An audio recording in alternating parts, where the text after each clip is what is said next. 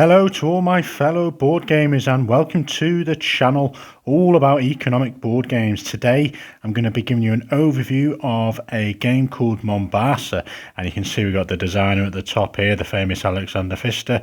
Now this one's a slightly longer game, 75 to 150 minutes it suggests. Every game I've ever played is typically 92 hours plus, 2 to 4 for this one, and you can see the guys who brought this to us here, Pegasus Spiel and Eggert Spiel.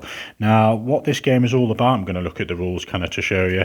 So basically the game in history, so in Mombasa players are acquiring shares of chartered companies and we're based in various locations where we're spreading our trading posts throughout the African continent to earn the most money.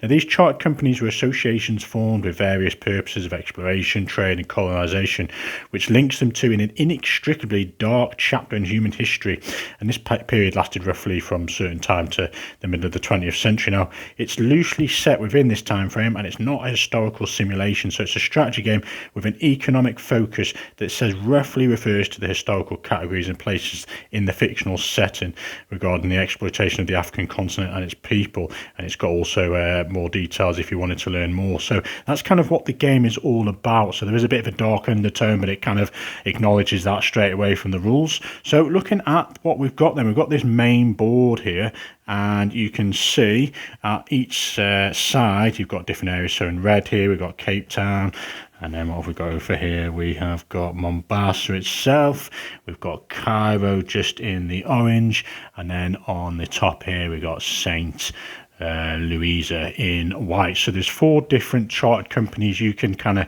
invest in, and as you go throughout the game you can see you've got the continent of Africa. You're going to be placing these sort of little houses out onto the board and you get bonuses for doing so. There's various lines that you're going to have to meet the requirements to get over into those areas. You've got this marketplace here where you're acquiring different goods and you're using those to either explore this symbol here or pay the goods to move up these markers. So as you invest more in these companies you're going to be passing these important numbers here, which gives you more shares in that particular company, and there's various benefits along the way. You get to do particular actions and go to certain spots with your tokens, and you can also use these goods to acquire more goods from the market. There's also this player board in front of you, which is if the light wasn't shining on it, you're going to be keeping track of your diamonds as you acquire them from the board and how your mining proceeds, and you get points for that. And you're also going to be doing your bookkeeping where you place certain books. You've got this little cute inkwell which you track as you go along. You can get points for that as well. Now this game is predominantly about sort of card management, and you start off with 10 cards. A couple of them are placed at the top depending on your starting approach, and you've got all these other cards here which I believe they're hidden, but from other players, and they kind of demonstrate the actions you can take.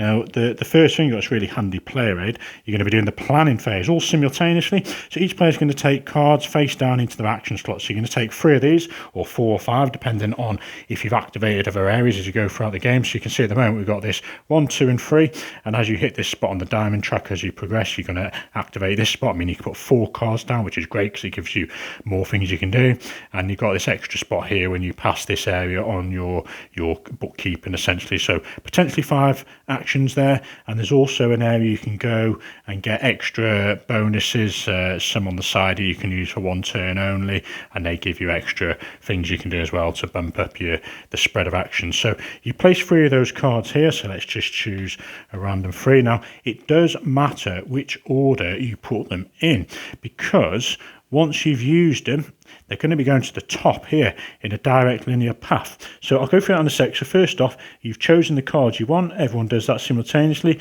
Then all players place them face up. So we've done that already.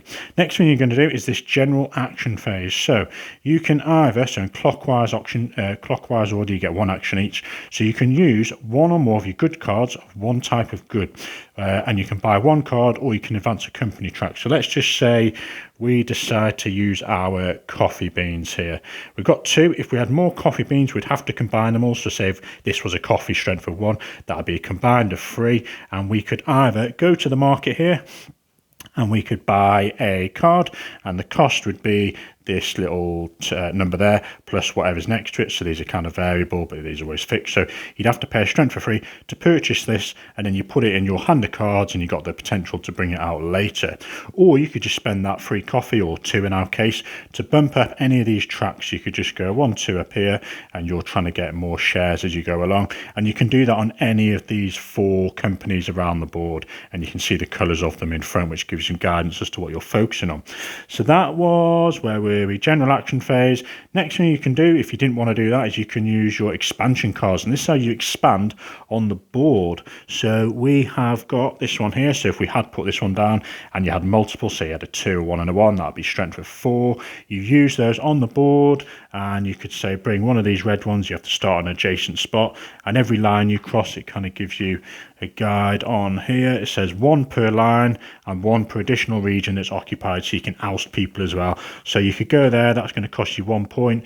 You could maybe move another one over here for 1, and then on future goes you can spend just the 1 to cross that line, etc. And you're going to get these various bonuses on it, like money. You're going to get diamonds, and these little mine things mean something else, more bookkeeping points.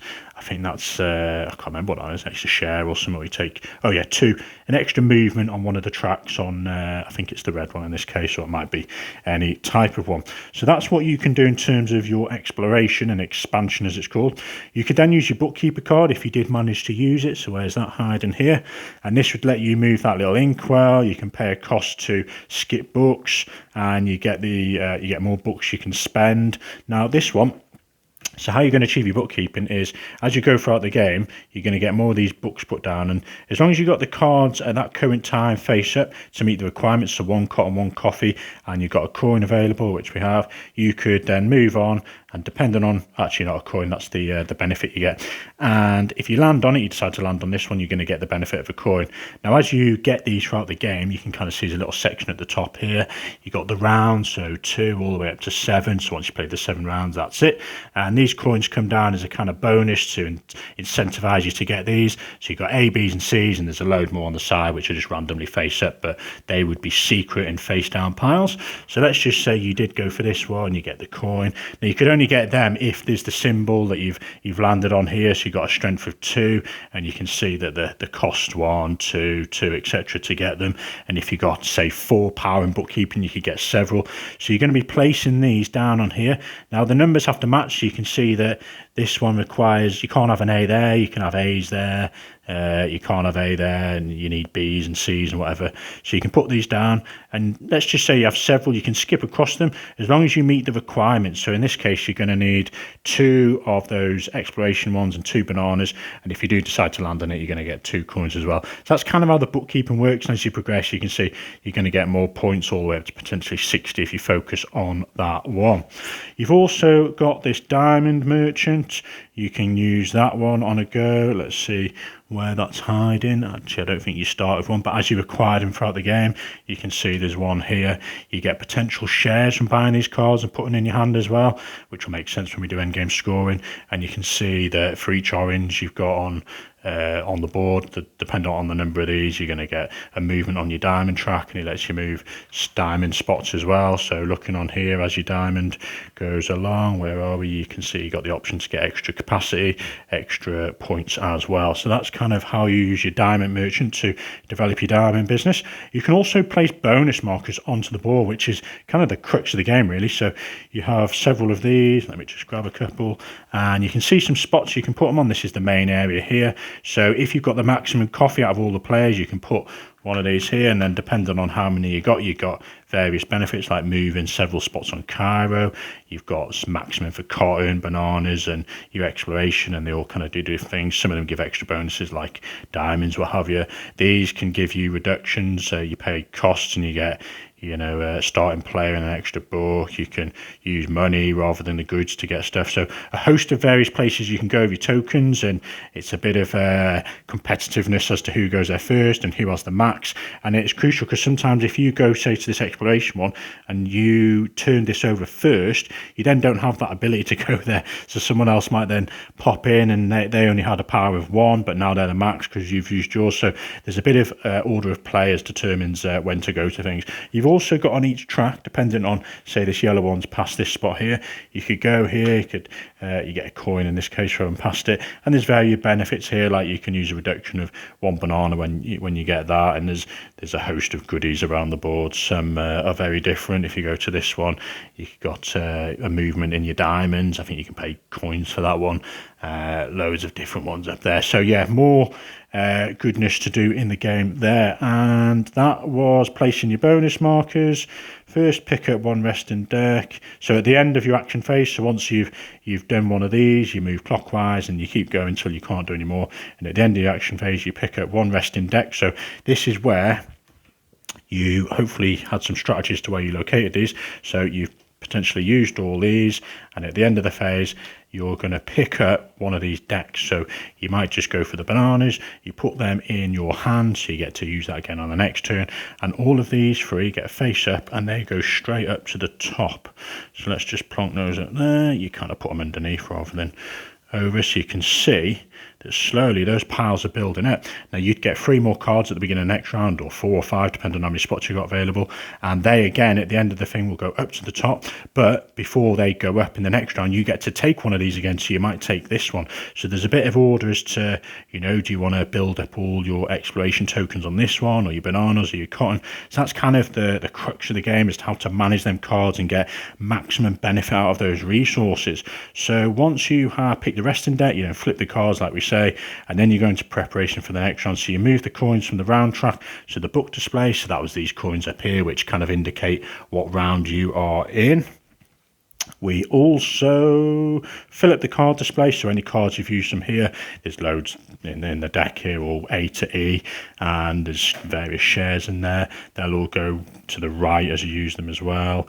And then you take back any bonus markers that you've acquired. So if you've put your tokens on any of these here, you're going to get them now, just as to not to confuse you with your actions.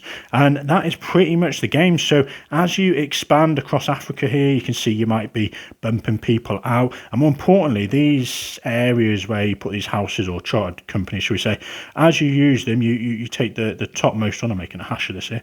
So say you take that one, and you can see every coin that becomes available increases the strength of that company at the end for victory points. So you could keep working here, and you see you got 2 at the end, and once that 2's been reached, you can't ever cover it up, because say if an orange someone from Cairo comes and takes over this one, they get to choose where this goes back, so it go there in this case. And basically the more coins that become visible, the better, because it increases the value of that company. And as you acquire more shares, because you push your token further and further up, let's just say you got 5 shares there, and let's just say this one here was Cape Town rather than Cairo, you can see you're going to add it 3 plus the 1 is 4, and you're going to times the number of coins you've got there, which gives you loads of money. And that's kind of how you win this game. So looking at the end game scoring sheet then, you're going to get money for coins. You're going to go through all of the companies and see how much money you've acquired by the shares there. You're going to look at your diamond track and see how many points you've acquired. And then you're going to look at your bookkeeping as well. Now, this game plays 2 to 4. It's on the heavier complexity side. There is quite a lot to it. It's a meaty strategy economic game. And as I say, roughly take 2 hours plus. There's a fair bit of setup in this one, but there's so much variety with which one of these companies you're going to invest in and develop and push your goods. And you kind of maybe want a bit of balance, because they also offer you, benefits as you go further up. So you're going to do a bit of this, bit of that one, bit of that one. How are you going to approach this continent and take advantage of the bonuses? What sort of cards are you going to develop your hand with and try and maximize or develop your engine for future turns? How are you going to, oust opponents from the board, or which lines are you going to take to get maximum coins, so you're getting the most from your company? So a lot to think about in this one. You've also got that worker placement aspect, how you're going to make the most of these extra benefits on the side with more diamond jewelers and more expansion and exploration cards, or you're going to sneak for first player. So a lot of goodness going on here, and there we are. That is Mombasa.